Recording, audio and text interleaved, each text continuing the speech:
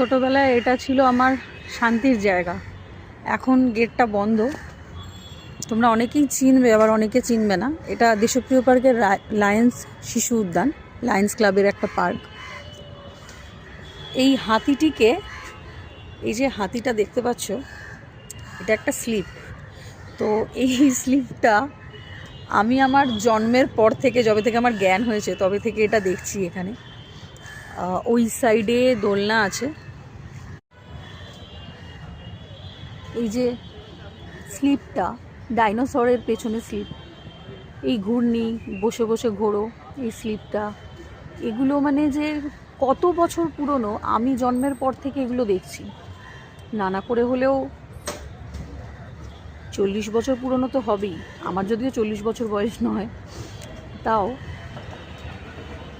মানে কিভাবে এক একটা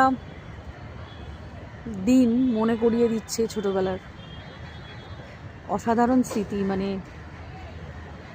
সেই সময় তো ক্যামেরা, সেই সময় মোবাইল, স্মার্টফোন ছিল না, যার জন্য বেশি কিছু ক্যাপচারও করে রাখা যেত না। যা কিছুই আছে সব কিছুই মনের ভেতর স্মৃতিতে আছে। জাস্ট কিছু বলার নেই, হতবাক হয়ে যাচ্ছি দেখে।